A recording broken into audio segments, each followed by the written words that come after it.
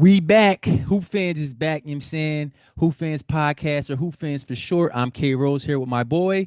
What's up, y'all? It's Matt. Yeah, man, my boy Matt. Let's get right to it, bro, because we got a lot to talk about. So let's start off, bro. Let's start off with the leaders of the pack. You know what I'm saying? This season so far. And the team I'm excited to talk about. Detroit basketball. You know what I'm saying? The Detroit Pistons, bro. Give you some background if anyone is not familiar. The Pistons this season are off to a very strong start. They start off with an 11-2 record led by former number one pick, Cade Cunningham, averaging 28, 10, and 5, and just recently had a 46 point, 11 rebound, 12 assist game against the Wizards. Bro, talk to me. Have you been watching the Pistons, and what are your thoughts on them? Early thoughts on them? Yeah, man, small sample size. I've been watching a lot of them. Obviously, I watched that big, Cade Cunningham explosion, he had against the Washington Wizards last week. Super high on them, bro. Like the Pistons are for real. They are here to stay, I think, for the foreseeable future. They got a lot of young firepower in there. So like, I'm excited, bro. Obviously powered by Jalen Duren and Cade Cunningham. Okay. But they got a smooth bench, man. They're deeper than a lot of people, I think, see. They got a bunch of guys that are dogs, bro. Like, um, I'm excited for them, man. I'm super excited. So, bro, I can tell you're super excited because you said a lot there. So let's break it down. Let's break it down. You know what I'm Yes, saying, let's sir. spend some time with each thing. I think the main thing we have to start off with is number one pick, former number one pick, Cade Cunningham, like you mentioned, bro. Mhm. Um, I believe what's this? This is how long has Cade been in the league for, bro? This like what his fourth season, This is 4 years. This is the start of the fourth year for him. bro, averaging 28, 10, and 5. Yeah, And I the mean, one the one thing I would say before you go, when I see Cade is more than before you look at the game, right? Because he's a 6'8" point forward, point guard, strong, somewhat athletic, but really just strong mhm. and tall for a point guard, right? But the main thing I noticed with Cade is he's nasty, bro. He's nasty. His attitude, right? And I remember when he got drafted. Mind you, he was the number one pick 4 years ago. Mhm. The number two pick was Jalen Green. And Mhm. I remember thinking back then, just judging their attitudes, their mentalities, and just how they displayed themselves, right? In interview answers and everything. Cade, I believe, already had a child at the time when he got drafted. So he seemed very mature, like Mhm. wise beyond his years. Now, you contrast that with the number two pick, Jalen Green, at the time. I remember looking at him in the draft process, same age, I believe, but he seemed very immature and maybe not even immature, but he seemed like his age, like a Right. 19-year-old kid, right? Yeah. So that's the big thing I can see with Cade. Like he's just nasty. He has a very a leadership type of mindset, and he's really leading his team. What have you seen specifically from Cade? Yeah, I just want to say it's very interesting you bring that up because I think the trajectory of those two's careers, you see that what you just mentioned, the immaturity maybe with Jalen Green and the primed and mature and ready to go nature of Cade Cunningham. Like, so just speaking on Cade, man, I mean, this dude is a bona fide dog. Like he is. I think he epitomizes everything that Detroit basketball, is in 2025 going to 2026. And I think he is their, so to speak, rebrand player. He is their poster boy for where they're going. And I think their success is going to fall on the shoulders of him a great deal, similar to maybe a Luka when he was in Dallas. I think they have similar games in terms of, how they're shouldering the offensive load and the offensive like productivity. A lot goes through Cade. Um, like you said, bro, averaging 28, what was it, 6 and 10? Yes. Bro, those numbers are ridiculous. And you know what, Ridiculous. bro? It's And they're 11 and ridiculous. 2. And they're 11-2. They're winning games, and he's being super productive. I think the most surprising thing of that stat line is the 10 assists, Hmm. because it's like, wow, you brought up Luca, and he drew a lot of Luca comparisons after his 1 year at Oklahoma, right? So Hmm. he drew a lot of those comparisons, right, in terms of having the build and being a primary ball handler. I think he suffered a bit because of those comparisons. He suffered from them True. Luca comparisons early because he didn't hit the ground running, and his Hmm. teams didn't have the success that Luca's teams Right. had when Luka came in the league early on. So I think a lot of people kind of faded away from Cade Cunningham Island because he probably didn't meet the Luka Doncic standard. Like who can? But he's fulfilling that promise now. You gotta the Detroit turnaround is pretty remarkable when you look at a few years ago. They had one of the longest losing NBA streaks in history. Like they were terrible just about Hmm. 2 years ago. So for them to be at the top of the Eastern Conference, is amazing. Talk Right. to me, bro. You mentioned Jalen Duren. What have you seen from him this season? The boy is a young. I mean, he's not. I mean, he's what is his 34th year? I believe it's his third year. This We is can we third can year. fact check This that. kid's a man child. I mean, Man, child. he's still relatively looked at in the NBA as a young kid, but he's far from it. I mean, this dude is 6'10", 6'11", 250, just chiseled. What I really love about Jalen Duren, though, Kyle, is how he mixes up his physicality, his imposing presence down in the post with his touch. Like he's got a very underrated mid-range jumper when they give him that space, and he can knock it down. I mean, Wow. you're seeing his stats. They like 19 and 12 right now. To me, he's the best young center in the NBA. And I don't think it's a hot take. I think stats back it and just the eye test in general. But when you couple Cade and Jalen Duren together, bro, I think that is a recipe for a tandem that can really, really make some noise in the East this year and the next couple years. If they stay together, they stay healthy, of course. Like, I don't see what's stopping them this year from being in the Eastern Conference Finals. Like, that might be crazy, but if they sustain this momentum, like, how can you not? Like, how can you not? Well, I mean, I think your last statement is absolutely true. If they sustain this type of momentum, I mean, 11-2, they will be one of the greatest teams in history if they Right. sustain this type of record every 13 True. games, right? So they're probably not going to do that, but I get what you mean, bro. And I agree in the sense that not only are they ascending, but this is the perfect season for new Eastern Conference teams, right? Think about it. The Pacers are the worst team in the NBA at this point, missing Tyrese Halliburton, their star point guard. The Celtics are pretty much mid. I would probably classify them as because they're missing Jason Tatum. Mhm. The Knicks have a new coach. They're trying to get adjusted, and they have a few injuries at this point in time with Jalen Brunson. So it's so many different. The Cleveland Cavaliers are missing Darius Garland. So there's a lot of flux in the Eastern Conference. So it's the perfect time for an ascending Yeah. new team to go farther. I'm Yeah. not mad at that prediction at all. Now, speaking about Cade Cunningham, bro, recently he had a game against the Washington Wizards, 46, 11, and 12. Disgusting stat line, right? At the same time, his efficiency was god awful. Like Right. god awful. He missed 31 shots. Seems like 14 for 45, something insane like that. But they won the game. There was a lot of dialogue on the internet about that particular game from Cade. Talk to me. How do you feel about Cade's 31 missed shots, and where do you stand on the empty the clip take? Where do you stand on that? I am not mad at it. I don't have a problem with Cade emptying the clip, letting that thing fly and maybe trying to be a little, overly productive. The game somewhat warranted it. A lot of the main scores in that game for the Pistons were out. And I think every superstar, every up and coming superstar maybe should get one of those games. I mean, they're going to get a couple probably throughout their career, but I think everybody gets one, man. I don't know if he went in that game thinking he was going to be a historic, jacking that thing up historically, but they got the W, right? They got the W. I don't think he's going to be I don't think he's going to be doing that on a nightly basis. I think his production, obviously, he's setting his teammates up. He's looking to push the break and set. He's got a lot of shooters around him. Yeah. I But think I agree with you, bro, in the sense that there's going to be games if you're a superstar, there's going to be games where you have to empty the clip. right, And at the end of the day, if you win the game, you did your job, right? yeah, I think sometimes hoop fans, you can't have it both ways. You get right, upset at superstars that have games where they lose the game, and for example, James Harden is one star over the years who has gotten his criticism plenty. That when the time called for him most, he faded away and sometimes acted as if he did not want the ball, or right. acted as if he did not want to get up shot attempts, instead looking for foul calls.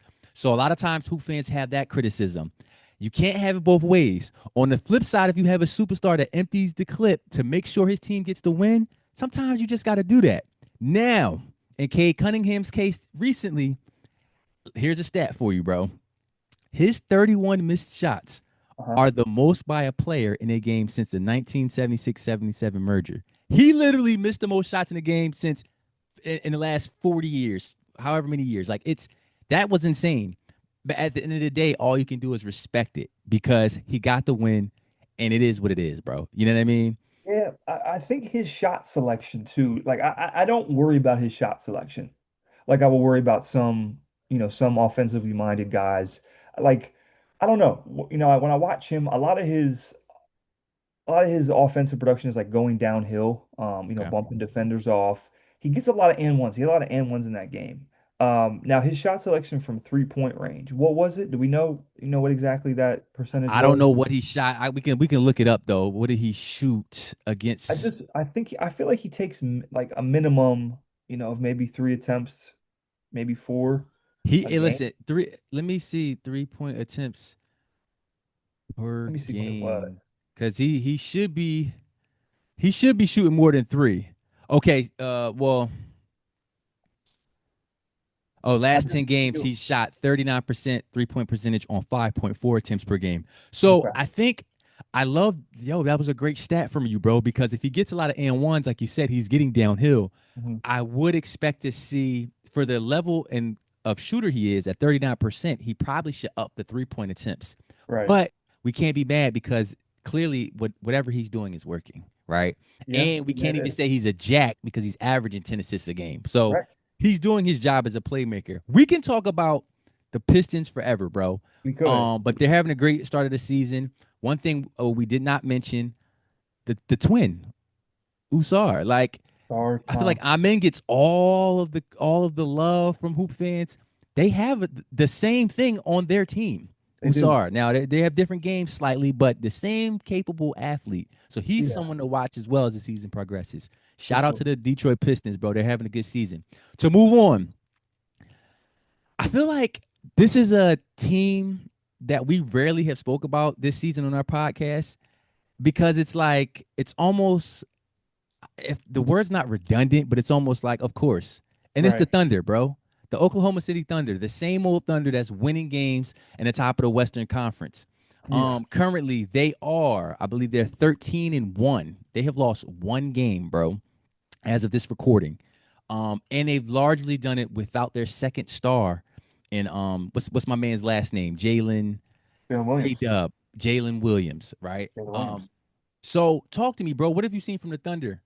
Kyle, like when I watched the Thunder, bro, I didn't think it was possible for them to get better from last season, but they did it. They achieved somewhat of, and I know last year after the chip, they were thinking potential dynasty team, right? Like they're going to be in the, but I didn't think I thought they would be just the same team as last year, bro. They re-upped. They got even deeper. It feels like their defense, became better with Kason Wallace kind of being that disruptor and Alex Caruso being the historic pest he is, and Chet blocking shots and Alex Hartenstein or Isaiah Hartenstein, excuse me, you know getting on the boards and being able to body up bigs with his presence and block shots as well. And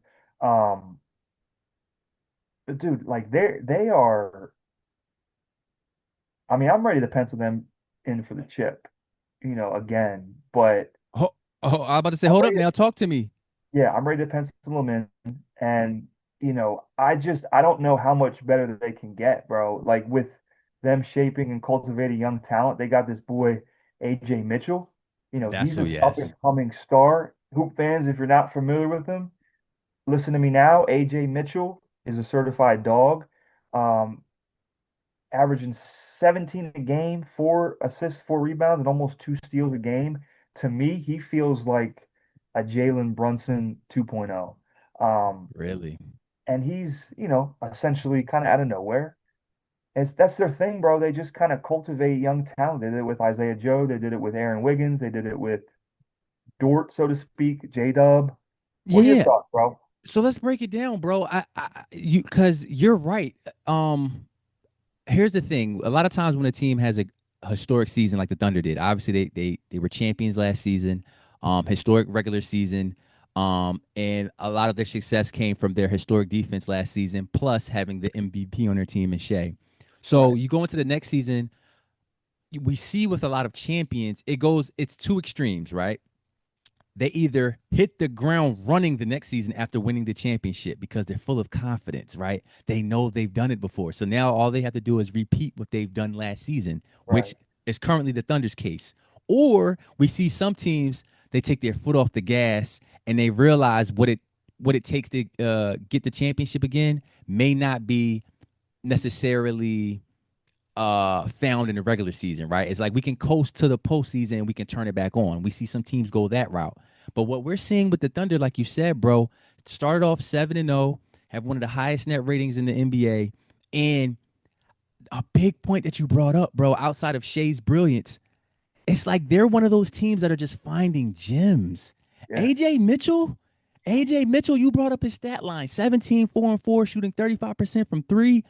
Lefty, Yeah. picked in the second round of the draft, similar to was Jalen Brunson picked in the second round? I believe it may not have been second. Or he So was he first round? I'm not sure if I'm not certain he was a first round draft pick. I don't know if he was a first round draft pick. We'll check that.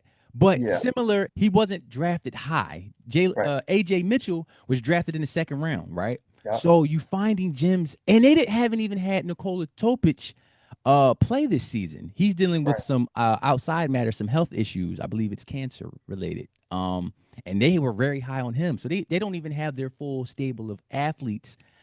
And we like we said, they don't have Jalen Williams as well. So I say all that to say it's like the same old Thunder, bro. They're winning games. They're playing defense. Shea's having a brilliant season already. I don't know if I would go as far as to pencil them in as repeat champions Okay. because I feel that there's a lot of new players in the Western Conference, right? So I think there's some teams that can give them a run for their money, I but hope. I hope but so. but they're about as good as a bet as any would be to Yeah. be repeat champions with the success Yeah, they've had. well, to me, it doesn't make a whole lot of sense, how good they are with the absence of their second best player, arguably, in J-Dub. It's just like, next man up mentality, but at such an elite level. Everybody's pulling their weight on the defensive end on that team. But it just feels like, one guy goes down, they lose offensive, productivity. It's like, all right, next guy's stepping up with AJ Mitchell. I think Chet's numbers have gone up. Hartenstein's offensive ability has gone up as well. He's averaging a double double. Um, and it's just, they're just always on time. They're always on time, making the right plays.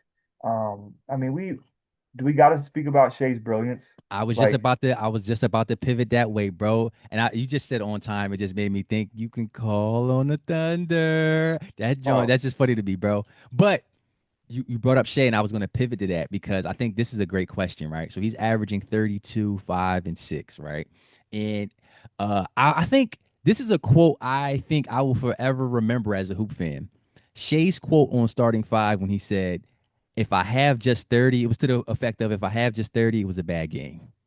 Like if it's just 30, that's below my average, that was a bad game. Like that's the level he's playing at. So 32, 5, and 6, bro, shooting a great field goal percentage.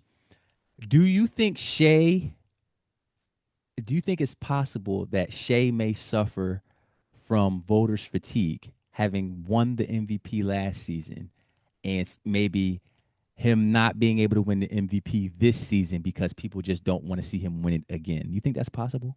I do think it's possible because, and this is just going to speak to how phenomenal he is. How much of an offensive juggernaut he is.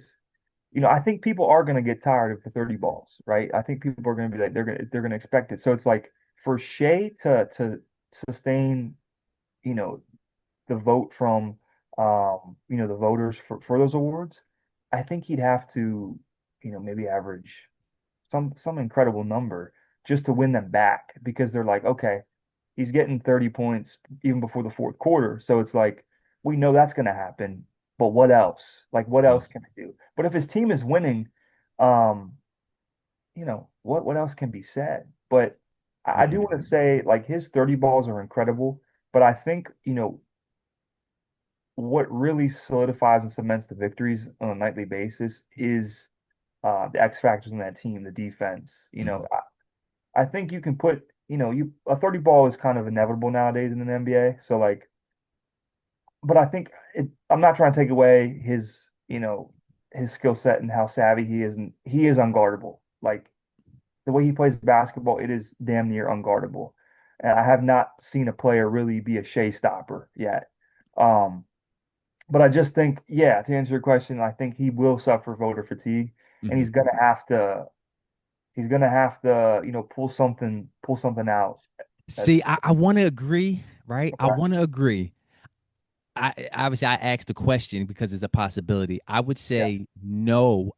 I don't think it would be voters fatigue, but I think you touched on it at the end of your answer in terms of his. I think people will look at the Thunder as the team, right? Like the Thunder, the team. When you have an AJ Mitchell coming out seemingly out of nowhere and having the success he's having, it's almost like, oh, y'all team is super nice, right? hmm, Now Shea's amazing, but the team is unbelievable. Now, to Shea's credit, they're having such unbelievable success with only one loss this season without Jalen Williams. And I think that's going to play a heavy factor in his favor, right? It's almost like we lost our second star, but at the same time, we haven't even talked about Chet Holmgren a lot. right. He has ascended and he's ascending and he's having an almost all-star level season as well.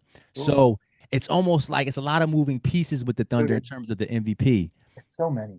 And I So gotta say this. I gotta leave it at, like, I'll just kind of leave it at this with Shea. His scoring is so intentional and so on time that you got to put him up there with the likes of scoring prowess like a Michael Jordan or a Kobe Bryant you do. because You do. the weight that his points carry, because he's getting so many clutch buckets and so like game winners and just go ahead buckets.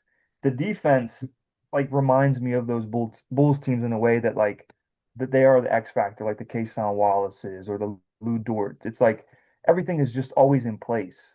And maybe the Warriors were like that at the mid 2010s. They probably were, I think they but were. yeah, they probably were. But I love that comparison though, yeah, bro. This yeah, OKC Thunder team and those Chicago Bulls of the 90s. I love that comparison because you're right. They have the it's the inevitable scorer yeah, plus the amazing defense. I yeah, love that comparison, bro. yeah. I love that comparison.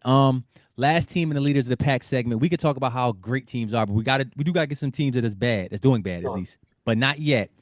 Let's talk about the not the Thunder, excuse me, the Nuggets, bro, your team, and the season that Nikola Jokic is having. Talk to me briefly about what you see from Nikola Jokic this season, the mastermind that he is on the Nuggets. So a couple weeks ago, you had asked me who MVP is. I said it's Victor Wembanyama. I have since changed my stance on that. It is none other than my favorite player in the league, Nikola Jokic. He's my MVP right now. Um, man, where do I start? Right? Where do I begin with Nikola Jokic? Stats across the board are just otherworldly. He's shooting 67% from the field, shooting 88% from the free throw line, and 42%, almost 43% from three. Now, I'm not saying we're going to get a 60, 90, 40 season. We've never seen that. It would be difficult for him to get to that 90 percentage free throw um, percentage, in my opinion. I don't think he's going to get it, but he'll be get damn close. But bro, man, the Nuggets look so much fresher than they did in seasons past, and I credit that to their summer acquisitions. Getting Jonas Valanciunas, getting Bruce Brown, getting Tim Hardaway Jr., huge, getting Cam Johnson. Ho ho Bro, ho! I gotta stop you. I gotta stop you okay. because I don't want you to fraud. I don't want you to fraud on this broadcast, bro, or this I know podcast. you're right. The last person you named, tell me how you really feel about him. Cam Johnson, what So is he having a good season? he's having a stinker right now, bro. He's having a terrible season. He's shooting the ball um like he was never known as a shooter, which obviously was coming into the league and for the first couple of years, but he's not shooting the ball at well at all. He's having a little difficulty, right? But at the end of the day, he can still defend to some degree. Oof. Um, he can get some transition buckets, but he's gonna have to find his rhythm, on the perimeter shooting threes, because obviously we know Jokic is gonna find him, Jamal Murray's gonna find him. Um, And with the I mean, and not to cut you off, bro, you was in a good role. Yeah. I just had to stop you because Hey, I yeah. just thought that was funny. But I will say he's Keep me shooting. honest, man. No, you got to be honest, and he's shooting 37% from the field. But that speaks to what everything you were just referring to with the Denver Nuggets, right? He's not having the greatest of seasons, but they're still having great success, right? Right. So speak to me. You was talking about how fresh they are, and just is that because they had an earlier bow out in the playoffs last season? Maybe give them some more rest time in the off season. Yeah, I definitely think so. Definitely think they had a huge part in reevaluating who they are as a team, who they were just a couple years ago, being a championship winning organization. And I think it fueled them a little bit. I think it made them hungrier. Arguably right now they have three All-Stars in the Western Conference. Wow. Obviously Jokic, Aaron Gordon having a historic season in his own right, for his career, averaging 20 points, pretty much on the nose, 6 rebounds, almost 2 assists. Jamal Murray like looks healthier than ever. You mentioned a couple weeks ago that he's playing with, more pop and more explosion. He's averaging 22, 5, and 6, right? And then obviously Nikola Jokic, 29 points a game, 13 rebounds, and almost 11 assists, almost 2 steals a game. I mean, bro, they're a literally well-oiled machine. And if OKC didn't exist right now, like if they weren't as good as a team as they were, I think we'd be looking at the Denver Nuggets as, a championship contender, definitely coming out of the Western Conference for sure. And they still, obviously they can be. They're the second best team in the Western Conference right now. Um, but I just think, credit their organization, man, for going out and getting Jonas Valanciunas to back Jokic up because he's playing, incredible backup minutes and actually giving Jokic time to breathe on the sidelines, as opposed to getting these like fake breathers where Yeah. Jokic still has to, consider his teammates, still stress over the lack of, productivity his teammates are getting, and just That not have full confidence in them. that was a big time pickup for them, as you stated, bro. In past seasons, we seen with the Nuggets, whenever Jokic came off the floor, they would get smacked, they would get rolled on, right? Because they were employing big men such as DeAndre Jordan, right, who's past his way past his prime at the time. Never really they had Boogie Cousins for a season, I Yeah, believe. So they never really had a true backup big that could spell the Nuggets in those minutes, and a lot of times they lost those minutes, right? With yeah, with Valanciunas, they have someone, and we stated this earlier this season, where you could throw it down to him. He's a one-on-one threat if they don't send a double. He's a big, lumbering big man, yeah, and he's smart. He's been in the yeah. league. He's a vet. I want to like to speak on Jokic. In these recent seasons, I feel like hoop fans started calling Jason Tatum. I don't know necessarily where the nickname originated from, but Jason Tatum's nickname was the anomaly. And in my opinion, bro, that nickname should have been Nikola Jokic's. Now, Jokic has one of the greatest nicknames ever in the Joker, right? So he's never going to lose that main nickname.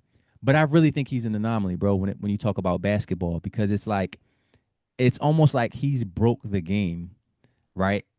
I feel like at times when I watch him play, it's almost like, okay, the defense guards him this way. He's figured out how to beat it. The defense guards him another way. He's figured out how to beat it. Like if you send the double, he's going to be able to make the on time, on target pass to his teammates.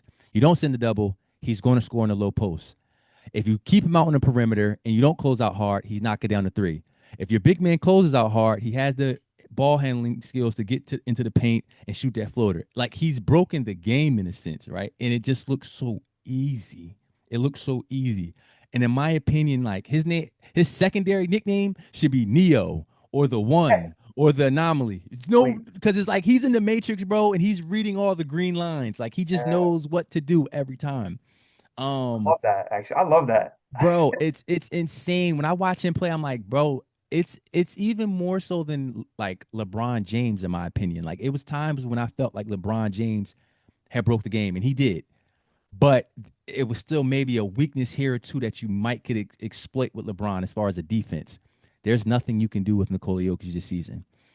He's shooting over 40% from three, and you just talked about a 60-90-40 potential. Like that's insane. That's like that's really insane. And here's what you said. You said the reason he might not get it is because of free throws. Like I feel that. You said because you said the 90%, you don't know if he's going to get it on free throws. Oh, yeah, yeah, yeah. Like that's the reason he's not going to get it. Not how hard it is to shoot 60% from the field. Right. Not the how hard it is to shoot 40% from three, but he just might not. He might miss a couple free throws here and there. Like that's the going to be the hard part for him. So he's amazing, bro. Um, he's having a great season. The Nuggets are having a great season.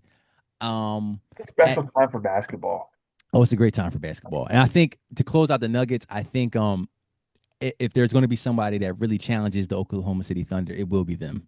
At this current juncture in the season, it'll be them.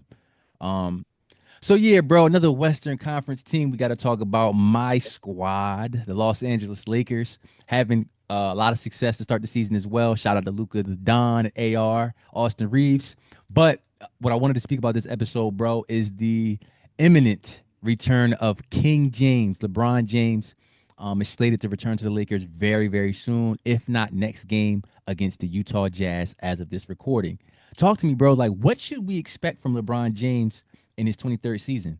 You know what, bro? It's for me, it's kind of hard to envision what we are going to expect from LeBron. Obviously, this is his first season, missing the start of the season.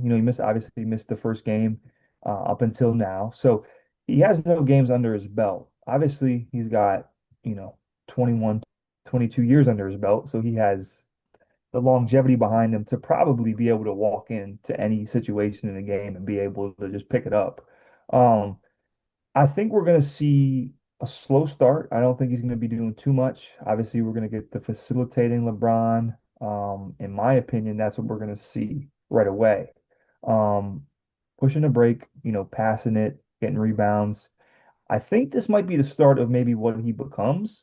I don't think we're going to see a lot of scoring. I think, I want to say between 18 to 23 a game, which Mm. some standards, is a lot of scoring, but LeBron James standards, it's below, right? And naturally, just him getting old. But I think we're going to see a well-rounded game. I just don't think we're going to see a lot of scoring to start. I think it's going to pick up, but I'm not that's mad what at I'm. that take. I'm not mad at that take. I think I struggle to see a LeBron James score less than 20, right? Like Mhm. I would be surprised if he comes into the season scoring less than 20 points a game or averaging less than 20 because it's LeBron James. I feel like he can wake up and sleepwalk his way into 20 points, right? Yeah. But I do agree with you in the sense that it's always two sides of everything, right, bro? Two ways to go about it. You could come back because you've missed the early part of this season, and if you're LeBron James, you could come back and be ultra aggressive to try to get your rhythm early, right? Try to take a lot of shots, try to get your game going, see where your legs are, or where I agree with you, I think he will try to take the more of the facilitator role, right? Throw it to me down into the post. I see who's open, couple split actions, getting the rebounds, pushing the break, being very unselfish as he's always been, but more so really looking to facilitate and see where he fits in the offense. Now, we just talked last episode, bro, and I was talking about how a lot of people are saying that for the Lakers to be amazing, LeBron has to take a ultra back seat and be the third option. Even if No. I agree that he should be that he may be that to start, I don't think that's going to last very long. I think once he gets his legs under him, we will see the LeBron James that we saw last season, which Yeah. is second team All NBA LeBron James. Yeah. Yeah, I believe so. And that's kind of why I gave that range of like 18 to 23 is because I think he's going to pick it up, but that's just what I foresee for him to start at. I think we're definitely going to see him average probably around 24, 25 a game, you know, 7, 8 rebounds, 6, 7 assists. LeBron of, the past few years. And, I think he's going to find his way. Like you said, he's going to be the third option for maybe a month, month and a half. If that. But if that, right? Yeah. So like he's gonna prime himself into shape. He's coming in with condition. We know that. And Uh I also believe the Lakers, bro, they're going to be very, very patient and very cautious with yeah, him, right? With this being his 23rd season, him coming back from sciatica. yeah. I even saw some quotes today in a few of his interviews where he was like his lungs, he feels like a newborn baby, right? So like he has to get his wind up, right? Because he hasn't played. I feel like he just practiced as of this recording. He just recently practiced with the Lakers, right? So he doesn't have his wind, he doesn't have his air yet, his oxygen, his lungs. And I think the Lakers are going to be very, very cautious to make sure he makes it through the season healthy and ready for the postseason run. Yeah. Um, I'm excited, and I'm excited as a Laker fan because compared to last season after we got Luca, Mhm. this is a much better team, right? In terms of the role players and the pieces we have around our three stars, right? Obviously we had Ruby last season, but when we've added some key guys, Marcus Smart, Jake LaRavia, who I was not familiar with his game coming into this season. And I like him. He's like a do-it-all type of forward, has a good feel for the game, can handle, can shoot, tall enough that he can finish at the rim. Just a heady player, right? And we have to talk about briefly DeAndre Ayton is having a great season. He is. He Like he's is. having a very good season. And I'm not gonna lie. I hated on him a little bit to start the season. I'm proud I, of him. I hated on it. Yeah, I am too. Yeah. I am too. And it's not like we haven't seen him make a finals run with the Suns previously. I was criticizing him early on. I was falling into the he's soft, Right. but I think he's playing rightfully well. so. Yeah. Yeah, bro, I just want to make this point about, you had mentioned LeBron was practicing with the G League team. Yeah. I think that speaks volumes to where his mentality is at. Um, obviously that's kind of customary of teams to do for their players to get them in shape, but I don't think I've ever heard of a superstar like LeBron James going down practicing with G League teams, or at least humbling yourself enough to go down a level to get yourself ready. So I think that speaks a lot to where he's at with what he's pursuing this season, and where he wants to be. So that's definitely good Noteworthy. right That's there. noteworthy. Yeah, definitely That's a good noteworthy. point. That's a good Yeah. point. And it's funny. I saw this. I saw the meme or the graphic. And I mean, it's not really a meme because it's a fact. We had LeBron James practicing with the G League affiliate, the South Bay Lakers, and we had Bronny James starting for the Los Angeles Lakers. No one on planet Earth a few months ago or even a few weeks ago would have said that would have been the case this season, that would have ever happened. That LeBron James would be playing with the G League team and that Bronny would be starting for the Los Angeles Lakers. I gotta say this before we move on for the Lakers, bro. Because I feel like I haven't stressed it enough as a Laker fan. Forget Luca, forget Mhm. LeBron, forget AR, forget the team, the players. JJ Redick, JJ Redick has done a hell of a job as the Los Angeles Lakers coach, right? He has done a hell of a job coaching this team and taking whatever guys he has available to him, instilling in them the fight, right? Motivating them to compete, right? To go hard, criticizing their every mistake, holding them to a high standard, no matter who you are. For him to have the nerve to start a Bronny James when I don't think any other coach in the association would have had the nerve to start Bronny James, just the nerve. That's incredible, and I think that speaks volume to the performance he's had as a coach this season. So he's done an amazing job. Yeah, shout out to Bronny man too Shout out to for Bronny. uh Shout out to Bronny. Shout out to Bronny. I think like that's a good way to go. What you gonna say, bro? no, I'll just say weather in the storm of all the chatter you hear about being a Nepo baby and being the son of LeBron, and He's in the he's gonna fire. find his way. Yeah, he's in the fire, bro. But He's he's gonna doing find his he's staying alive. He's staying way. alive. He's staying alive. He's staying alive in the fire. Or doing his best, we should say. Let's go across the city, bro. To talk about a Los Angeles team that has not had the success like the Los Angeles Lakers this season. Let's talk about the Los Angeles Clippers.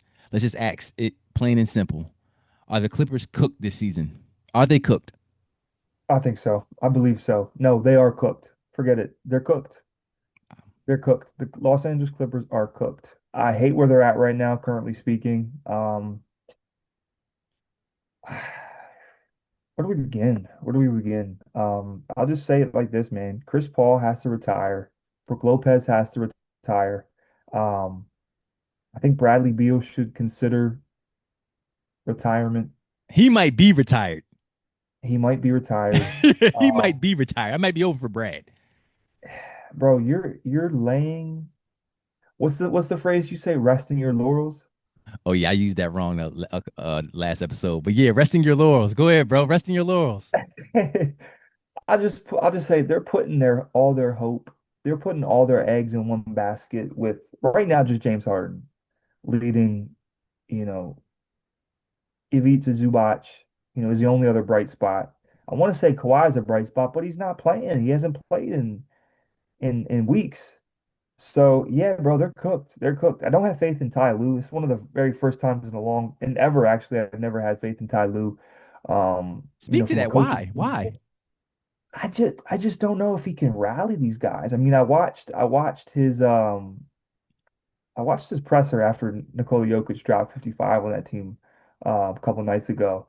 And his game plan, man, did not sound like it did not feel like he actually had a plan. I mean, his goal was to make Nikola Jokic score, and that was the game plan, right? So like, I He mean, dropped obviously 55. it's just one thing. It's just one thing. But it's Nikola Jokic, it's the Denver Nuggets. They're not to be taken lightly. I feel like you need to have a bigger game plan against a team of that prowess. Um, and and that's just again one example, one very small example that I just peeped. But yeah, I don't like where they're at with things, man. They're currently playing the Sixers right now, and they're beating them. But It's a close game. James I'm watching this. Harden, The same game is on my television as yeah, well. It's a close he's too game. old. I think so here's the thing. I think they are cooked. Um, I think they're cooked, and it's the same old story. How we talked earlier about the same old Thunder, it's the same old Clippers. And I have been someone who have rooted for the Clippers Right, secondarily, if that's not even a word, as a secondary team outside of the Lakers. Right? I've rooted for the Clippers because I just have I'm such a hoop fan and a fan of yeah, Kawhi Leonard. right, But okay, Kawhi Leonard, unfortunately, even the biggest fan can't get away from this fact. He misses a ton of games, right? And same old story again this season. He's missing a ton of games due to it's both a sprained ankle and a sprained foot, right? So he's dealing with something pretty serious, and he's been out these past couple of weeks and probably will be out for a few more weeks. Couple that with the fact that just recently Derek Jones just got listed as out for the next 6 weeks due to injury, right? And he had been playing pretty well this season, right? They're yeah, no do it doubt. all defender, 3-and-D guy, right? Right. Um, Zubac, the stat line 16-10 on 60% shooting looks pretty good, right? But I don't think he's having the same impact this season like he did last season. Nah, And they're just wasting an incredible year from James Harden, right? And James, contrary to what a lot of people would think, is doing everything in his power to put them in a position to win games. They just yeah. don't have enough, bro. They I don't have enough through the injuries and age. And I'm gonna say this. This is probably my biggest point with them. I didn't understand their philosophy coming into the season, right? I was very skeptical of their philosophy coming into the season. Think about their additions. They lost Norman Powell, right? They traded Norman Powell in a trade that involved them receiving John Collins, right? Who's been a bright spot for them. And in his stead, they brought in Bradley Beal. They also brought in who you mentioned, Chris Paul. They also brought in who you mentioned, Brooke Lopez. Now, any hoop fan with a brain would say, "Well, that's a lot of years on those guys, right? Like they're very old." And the Clippers these past few seasons have seemingly played a seesaw, right? One season we go very old with a bunch of vets. The next season we realize that didn't work, so we go young and get a bunch of youth, which they did last year, yeah, right? And then they've swung back this season with the age, and now all the injuries are happening. And it's like, well, what did you expect? You know? yeah. I think Um, it's go ahead, go ahead. it's just poor management, poor planning, poor acquisition. I think it's poor surveying the free agent market too. Like there were guys that they could have got. But they chose to go with this, you know, all-star team from 2016, 2017, right? On paper. Just kind of looking at their starting lineup right now, James Harden, Chris Dunn, Ivica Zubac, John Collins, and Kobe Sanders. Like that was the starting lineup tonight. And I just think James Harden is too old to be shouldering the load that he is right now. I mean, shout out to him. He's having a hell of a year. He just scored his 28,000th point tonight. Um, but why are you making this poor man 36 years old like carry a team. It's not fair to him, man. And again, I don't think he knew it was going to be like this. Um, He's had some terrible luck, bro. Because I want to yeah. stay right there, bro. I want to Yeah. stay there because a lot of fans criticize James Harden, and a lot of fans, probably rightfully so. Hmm. A few fans of a couple different franchises probably feel that James Harden failed them, Hmm. but there's also another reality. There has been some franchises that have failed James Harden, and Let's up talk to about this that. current point, the Clippers have failed James Harden. Up to this current point, the Clippers have failed James Harden. Ever since Harden arrived to the Clippers, he has shouldered an immense burden, Hmm. in terms of having to carry them when unfortunately Kawhi was out, or unfortunately when Paul George was out, or when you had to try to make it work with Russell Westbrook, right? You lose Brad Beal this season for the entire season. You lose Derrick Jones for 6 weeks. It's almost like he's averaging 26, 9, and 6. And like you said, bro, he's up there in age. But the Clippers have failed James Harden. And unfortunately, he seems to have had this luck in the last few couple spots. Let's be clear. In the playoffs, James Harden has had some letdown moments. But Yeah. overall, I feel like the Sixers failed James Harden. I feel like overall, the Nets failed James Harden. Now, he had some playoff stinkers, no doubt about it, for Yeah. all of those teams, including the Clippers in game 7 of last season. But in totality, he's always been in a situation where he's kind of been the one having to shoulder an immense burden that he did not sign up for. So, it's unfortunate, bro. It's absolutely unfortunate for him. I think it may be too late for the Clippers to turn it around, and I think that because guys won't be returning very soon, we don't know when Kawhi will be back. Derrick Jones, like I said, is gone for the next month and a half. Yeah. Um, I don't see them turning it around. I want to finish it with this, bro. Chris Paul, this I do believe this will be his last season Yeah. because when you watch him play, he cannot gain any sort of separation from a defender. He's too small, and Yeah. it's probably over for Chris Paul. Yeah, I'm glad you brought that up because you literally took the words out of my mouth. This is his last opportunity, and it's a terrible opportunity for him. But this is his last This is opportunity to win a championship. And it looks like you said, they're not going to turn around, just kind of with the roster currently constructed. Um, yeah, man, I think it's pretty much over for him. I think I it's think it's it's over. yeah.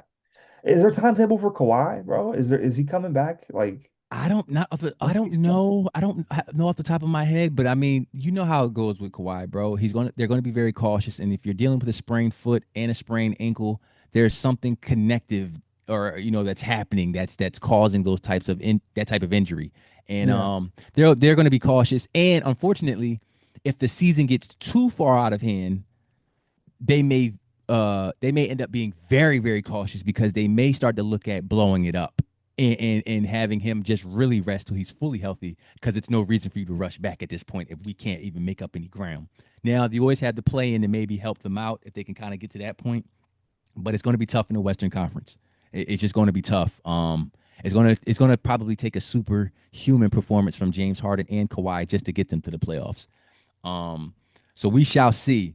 Uh, some more bad news for a team in the Western Conference. Willie Green was fired recently as the head coach of the New Orleans Pelicans. They're having an awful season, and Willie Green was on the hot seat. There were some reports that came out that he was on the hot seat. He had to win the game. I forgot who the team was that the Pelicans played, but it was reports that if he didn't win the game that night, he would be fired. And as it stands, they lost that game. He is currently unemployed. Talk to me about Willie Green's situation in the Pelicans with the Pelicans this season. I think it's pretty unfortunate. Willie Green at the end of the day could do only what he could do, and that's coaching the ball club, right? Had a couple teams within the past, 3, 4 years. Not sure what his total tenure with that team was, but I do know they had some opportunities, and they were viewed at as a young, up and coming, exciting team. Um, now a couple play-ins they played in those years. They made the playoffs, I believe, one year, exited the first round.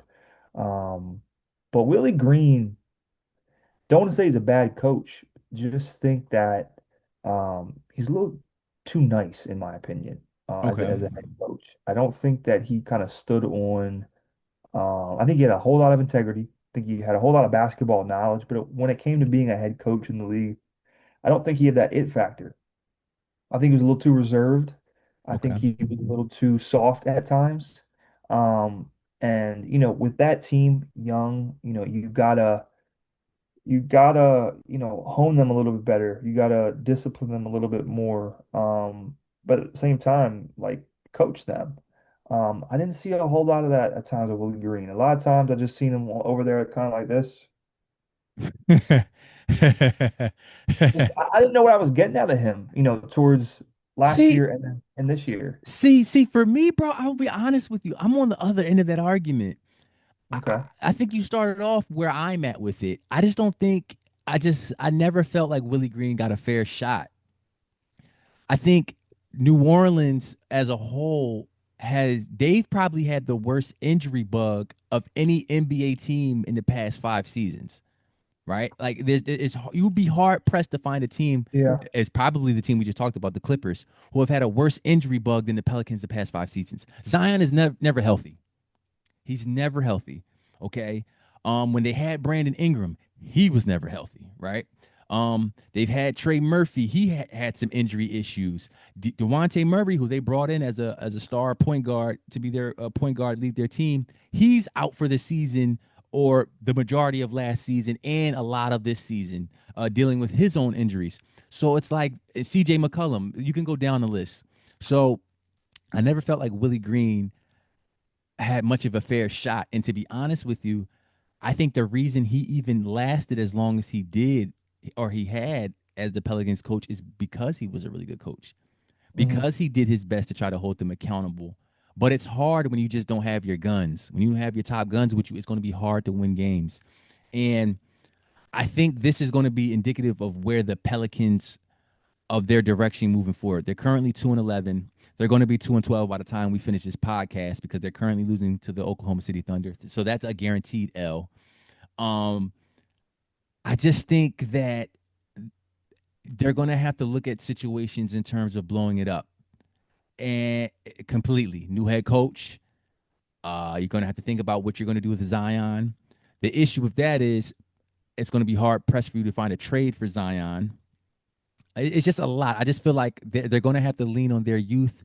And unfortunately, they better hope that Derek Queen turns out to be a superstar Hmm. because they traded their pick in this upcoming draft for essentially him. Yeah. No, I think they can sleep okay knowing that they have Fears and Queen. But outside of that, man, I said it before, I'll say it again with Trey Murphy. I'm not sure who he is as a player. He's very inconsistent. You get nights where he's like, "Oh, this guy's the truth," possible all-star. And then the other nights you get it, he's just like, he's okay. He Like was he's out decent. there. Yeah. So I just don't know what the direction or identity is, or even really the culture, for that organization. Um, is there a trade market? Is there trade value for Zion at this point? I don't know. Like, like, No, I would say no. So they may end up being stuck with Zion. Boogie Cousins had a quote on his show where he said it's been time for the New Orleans Pelicans to be relocated to a different city. He spoke about how a lot of times there was low attendance at their home games. So like when you speak about culture, bro, just to follow your culture point, it's like if the city's not behind the team, you rarely have your superstar players play. Is this a location? Is this a franchise that should even exist at this point? If this is just going to be the product. Now, like you said, bro, they have Jeremiah Fears and Derek Queen. But for them to not have a pick in this upcoming draft, when you're looking at some of the high end talent in this draft, that's brutal, bro. Like it is. it's brutal because when you have Cameron Boozer, you have AJ DeBonsa, you have what's my man Darren Peterson in this upcoming draft. You have some legit looking Yeah. superstar prospects. To be this bad and not have a pick is ridiculous. So, and then the words of Boogie Cousins. So Crazy. That is crazy, bro. It didn't really hit me or dawn on me until you literally just painted that picture. Yeah, that's brutal as a New Orleans Pelicans That fan when is. you just know there's no help coming this from the Yeah. draft. So I say all that to say to close that out. Willie Green, I feel like it was foul. If you ask foul or no foul, I feel like that was foul because if you don't have your top players, what can you really do as a coach? Um, let's finish up with this, bro. We talked about I think the Pelicans they're underachieving, right? So let's talk about a team that's looking to be overachieving, right? And let's talk about their star that's doing it. When we have the Phoenix Suns and you have Devin Booker. Devin Booker, 11-year vet, Devin Booker, in as of this recording, 8-6 Phoenix Suns record, which is a record that most probably would not have saw or foreseen to begin the season. Just some background before you go. The Phoenix Suns, they lost Bradley Beal and they lost Kevin Durant, right? Two huge pieces of their offense last season. And they entered this season with Tyus Jones. Or excuse me, they lost Tyus Jones as well. They entered this season with Jalen Green and Dylan Brooks. So talk to me, bro. What have you seen from Devin Booker and the Suns? I think Devin Booker, man, is making the most out of what he's got right now, which, on paper isn't a eye-popping roster, right? Younger guys, some mid-level role players, if you will, some guys that have been bounced around a little bit. And it's really just Devin Booker, right? Kind of anchoring and the finally the number one option um as a primed superstar in the league. And, obviously when he was young, he was young. He wasn't quite the number one option, but he was the number one option, but he was still very young. He was still trying to find himself within, the NBA. Obviously the 70-point game stands out. Numerous, 20 plus per game years, a couple all-star nods before KD and company got there. Um, but I think he's the most underappreciated and underrated superstar in the league right now. I mean, this Wow. is like this is a guy that's been in the league for 11 years. Kind of feels like the oldest, youngest guy in the NBA, if that makes sense. Yes, it does. Um, I mean, putting up 28, 5, and 8 a night, leading his team to over 500 in the West. That's nothing to dismiss, right? Like he's really balling this year. And I think it's really going undetected. Not a whole lot of people are paying attention to him. Obviously we are because we're Hoop fans and the Hoop fans out there are, but I would say the masses are not, and they really need to. I think and the correction, he was drafted in 2015. So this is his 10th season. That was my mistake. Um but I agree with you, bro. I'm even taken aback by the fact that you still call him a superstar, right? Like the fact that you even call Devin Booker a superstar and I have to think about it may Hmm. speak to how underrated he is, right? Because I don't know if I'm there anymore, right? But there was a time maybe 4 years ago when he made that finals appearance where you had to call Devin Booker a superstar. But it may have been an argument back then too. So it's tough. I'm contradicting myself. But 28, 4-7, leading them to an 8-6 record. But and so he's having an amazing season. Um, I want to give some other people in the Sun some credit. Dylan Brooks, bro. Dylan He's Brooks he's having a balling. great year, 22 points a game. Just recently, as of this recording, they lost by 2 to the Hawks. 34-point game. So he's shouldering an offensive burden as well to help Devin Booker. And a lot of people give him credit now because when you see what's happening with the Memphis Grizzlies, a lot of people that Memphis Grizzlies lost their culture when Dylan Brooks left. That take is starting to float out on the internet now, right? I say Hmm. all this to say, the Suns are they're competing, man. They are They're competing. competing. They're competing, and you got to give Devin Booker credit for being the leader that he's been this season. Hmm. Hmm. You have to. I would also state this, bro. Um, they've done all this without Jalen Green. Jalen Green has only played in 2 games up to this point, and in the second game, he re-injured his hamstring again, and he's going to be out for the foreseeable future, the next, I believe, month and a half to heal his hamstring, right? So they've done this without an all-star level scorer and guard in Jalen Green. So who knows what they can accomplish when he comes back healthy and is able to stay on the floor.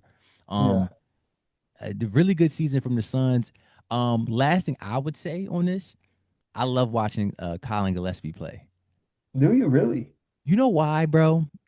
I Tell me. like watching players who, when you look at them, and when you look at them, you ask yourself how they made it. When I look at Colin Gillespie, I'm watching like, yo, how is he sticking in the league right now, right? Because nothing blows like, and No. athletically, nothing blows you out the water, right? He's a smaller, let's call it what it is, smaller white point guard, right? That's it. Yeah. And he's not super fast. He's not a super athlete. So you're wondering and you're watching, how is he on the floor right now? And when I watch, he's just a smart player, right? He can shoot the ball. He can shoot the ball. He's streaky. He can get hot. He makes the right plays. He competes. He battles. So I've enjoyed watching Colin Gillespie minutes, bro. Yeah, no, shout out to Colin, man, for staying and sticking around in the NBA, finding his His niche. role. Yeah, bro. He's doing fine. He's doing just fine. Shout out another white boy for the Phoenix Suns, man. Grayson Who? Allen. Grayson Allen. Grayson Allen. Talk to me. Did he not? Well, a couple nights ago, was it a 40 ball or a 50 ball? He had a 40 ball. 40 ball. Okay. Okay. He had a 40 Dog, ball. that's another guy who's stuck in the end. Now he has a lot more athleticism than Colin Gillespie and a lot more, size and strength, I'd say. Um, but he's a guy, man, who coming out of Memphis tripping guys and or coming out of Duke really having a, A a, reputation. a bad rap. Yeah, a bad rap and reputation for tripping people and this and that, and people question him. He's kind of turned that narrative around, with him, his play style, and just kind of winning over the fans of Phoenix. But I do want to just go back to Devin Booker, bro. He's a guy who embodied that whole culture in Phoenix. And might go down as, dare I say, the greatest son of all time. Got Who's his further. competition? Who's his competition? I would say the only competition is really Steve Nash, Charles Barkley, Mm, maybe Amari. Amari Stoudemire, and maybe Kevin Johnson. Now back in the day, they had a couple guys. Like back in the '70s, they had some guys. When Walter Davis was, Michael Jordan's one of his favorite players growing up, and he's a legend. If you guys who fans are out there don't know Walter Davis, go look him up because the Shout out man to definitely, Walter Davis. If I'm not yeah, mistaken, I think Walter Davis is an alumnus. I think that's how you say it, of my high school. I think if I'm not mistaken, I really, could be way off. I believe he is. that's Um, fine. I believe he is. Um, but I agree, bro. I also would like to say, um, with Devin Booker, he looks to be someone that's going to be, just to your point, to follow you up. He's probably going to spend his entire career with the Phoenix Suns. Like that's how much he embodies that culture, right? Yeah, I literally cannot see Devin Booker in another jersey. yeah. Which is pretty cool, man. Like I love Devin Booker. I love his game. I think he's incredible, offensively, and he's picked it up as a playmaker. He can definitely distribute the ball and play sometimes at point guard position. He's definitely a combo, but um, yeah, man, he's a guy that like this might sound crazy. This might sound crazy, but I could see maybe him only having one or two more All-Star appearances, but him still maintaining productivity to where he's averaging over 24, 25 a game. But I just think that he's not going to get the backing. I don't know what it is because he's missed the past couple, like two or three All-Star games, I believe. He's had a Uh, few where he was a snub. yeah, I just I where I push back on that, and I'm not mad at it because that's a hot take. I think that's a hot yeah, take. Um, because I just feel like he has a lot of career left. And I think yeah. as these older superstars or stars start to age out, he's going to fulfill their spots. I Mhm. also think that I just also think that like he's going to be able to maintain this type of production for a long time. I would be shocked if he only gets one or two more All-Stars in his career. If you look at it, he may have another 10 seasons in him. Like I think he'll be another 20 season guy. I hope. I'm a very big Devin Booker fan. Like We'll I see. really, yeah. We'll see. I am too. I think he's going to land very high on the total points list because Yeah, he he like did. he's if I'm not mistaken, he's not even far off from the 20K list, and he's Yeah, like, and that's because he came in the league given that green light to score the ball. So shout out to Devin Booker and what the Phoenix Suns are accomplishing. I will definitely be tuning into them some more. To be honest with you, bro, I think this has been an amazing episode. I feel like we can kind of end it here, or we should end it here. Anything else you want to give to the people before we get out of here? man.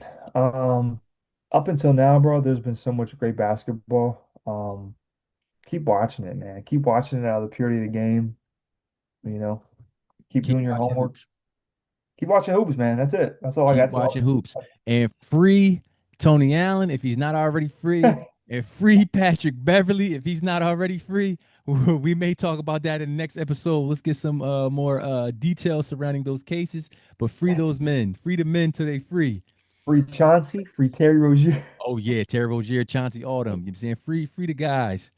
All right, man. It's another episode of Hoop Fans. I'm K Rose with my boy. Boy, Matt. And we out.